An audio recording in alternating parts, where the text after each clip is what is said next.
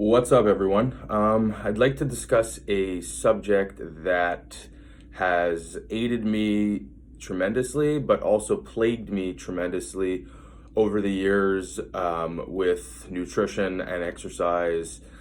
And it's a very touchy subject for me, but it is something that I feel extremely important that everybody should have a basic understanding of. The issue with it is when it's taken too far, it can be extremely problematic. And that subject is calorie counting and calorie balance. Basically, the pros to counting calories, similarly to checking your finances, is knowing what's going in and what's going out of your body. Similarly speaking, knowing how much money that you have coming in and knowing how much money that you need going out to make sure that all your bills are paid is very important.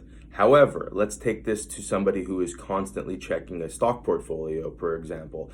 They're freaking out all the time. They're constantly refreshing the feeds of the markets. Every time they make money, they get excited. Every time they lose money, they freak out. And it's the same way with calorie counting. You're constantly marking down all the calories. If you go a little bit over your daily allowance, you freak out. If you go under your daily allowance, you get excited. And then if the results don't match exactly what it is that you think that you've done, you get even more frustrated. So I think there is definitely a positive in counting calories because, first and foremost, energy balance is the key to losing fat. And that being said, you will lose fat if you are in a negative calorie balance. And what that means is if you're consuming less calories than your body is utilizing, you will burn fat. In terms of gaining muscle and body composition, well, then you would be getting into micros and macronutrients, but that's not what I want to talk about today because that's really more complex. So, on a positive, to understand food portions long term, it is definitely important to do a little bit of measuring and count calories to a point. You want to understand that, hey, listen, I know what a cup of rice looks like, or I know roughly what a serving of bread looks like, or what a proper serving of potatoes looks like, or meat or vegetables, whatever it is, just to know, because it's very easy with certain food items to have an idea.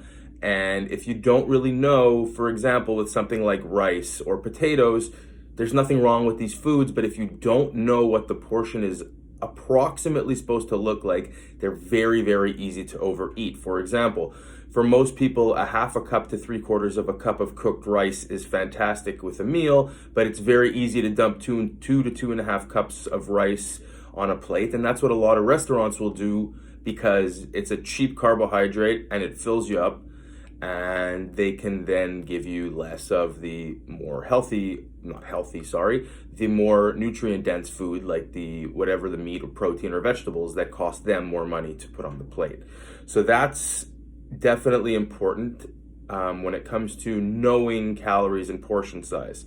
However, take this to the other level. When you get too crazy with this, what can happen and what happened to me was basically every single time that I was eating anything, I would be looking at that thing and going, okay, that's got 200 calories. Okay, that's got 150 calories. And constantly there was this calculation going on in my head, and that's also not a healthy way to look at food, because food really is nutrition and fuel for your body.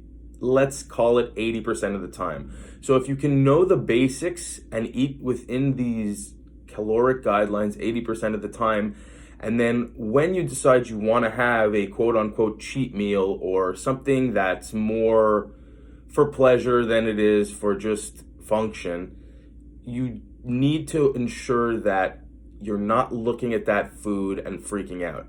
Because another thing about calories is everybody figures, I wake up in the morning and from, let's say, 12:01 at night, midnight, until 12 o'clock midnight the next night, I'm allowed 2,000 calories or whatever it is. They think that this calorie clock seems to reset after midnight, but that's not how the body works. This is a lifelong cycle. So if you go over by a crazy amount one day, and if you go under by a little bit the next day, the key here is the balance over a long period of time. And when you start getting extremely dogmatic with calories, it can allow you to be very aggressive in trying to cut too much, which is deleterious to health and weight loss needs. When you start to see people going as low as like 1,000 calories a day, when the body naturally will burn without even doing anything, if you stayed in bed, for most people 15 to 1,700 calories.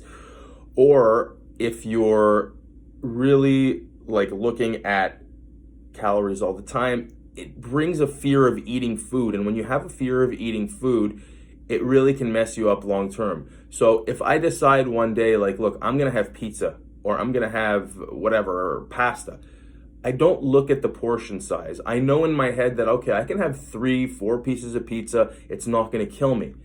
But previously, I would look at that and I would go, okay, so I'm having 4 pieces of pizza, that's 1,000 calories. And then when I would consume it, because I've now started kicking myself in the ass over that, I would say, you know what, screw this. I've already gone crazy. I'm gonna eat the rest of the pizza. And that 1,000 calories can quickly turn into 2,000 to 3,000 supplemental calories in one meal. And this is where you get a problem, because this is where you've gone from getting angry because you're super focused on it to now going, screw this, I've taken it even further. Then you feel like garbage again. You wake up in the morning, and then people will try to hyper restrict the calories in the morning to balance out the damage, which is not really damage, that they did the night before when you're eating properly the majority of the time. And the vicious cycle continues. And this is a reason why counting calories all the time and trying to look at the caloric content of food all the time is problematic, because it can lead to dysfunctional eating. And that's what it did for me for many years. And that's what it does for a lot of people. So again, to summarize, I do think it's important to know what is in the foods you're eating and what a proper portion looks like. But I think that that's really where the calorie counting needs to end. The focus needs to be on eating real foods 80% of the time. We're talking whole grains. Yes, you're allowed to have whole grains, rice, potatoes, wheat if it doesn't bother your system is fine, like oats, meats, vegetables, water as your main beverage. And the other times, if you want to have something, just know, like, it's all right if you go and have 3, 4 pieces of pizza or a hamburger with fries once a week or whatever it is. Like, the ability to have that freedom and not feel shitty about it is the ability to stick to a lifelong nutrition plan. So that's it. Don't overthink calories. If anybody has any questions, you can reach me on Instagram at Anti-Dadbod1, or you can leave a comment in the thread below. Have a wonderful day.